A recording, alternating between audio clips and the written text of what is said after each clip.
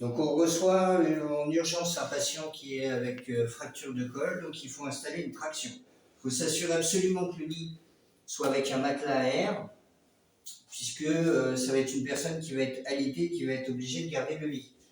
Donc pour ce faire, il faut descendre la planche du pied de lit.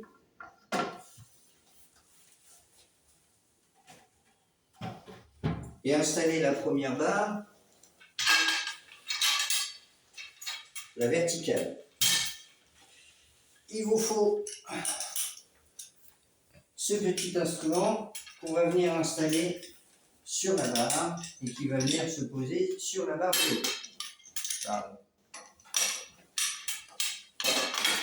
On fait attention que la barre soit pas trop basse pour pas qu'elle touche. Et on vient fixer ici. C'est bon? Oui, je te laisse.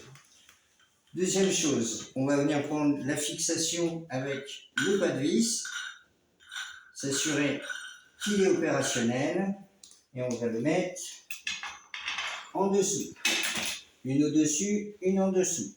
Il vous faut une goupille pour pouvoir bloquer au trou le plus bas et venir visser pour bloquer.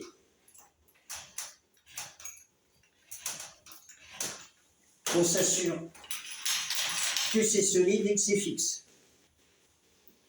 On va venir mettre la seconde barre juste au-dessus.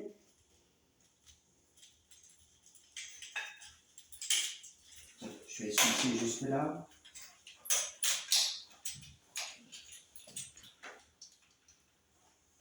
C'est bon. Et on a fixé la barre horizontale perpendiculaire à la verticale.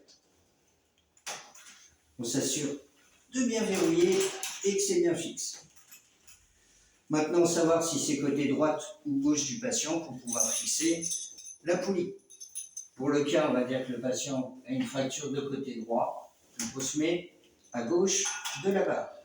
Il faut absolument que la poulie puisse recevoir la traction sans que ça gêne au niveau du matelas ou de la barre. Sinon, le poids mis au bout ne pourra pas avoir sa visée efficace.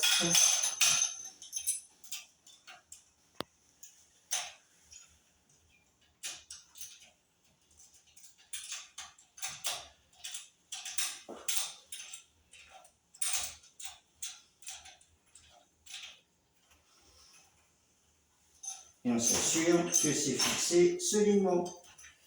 Ici, le patient viendra. Au bout de sa jambe cassée, il y aura deux petites ficelles et on pourra mettre un poids au bout avec le nœud. Attention à ce que le poids ne touche jamais le sol. Sinon, c'est contre-productif. Le poids peut varier de 1 à 5 kg, voire plus, puisque c'est une prescription. Et donc, vous avez tout ça dans la lingerie. Merci.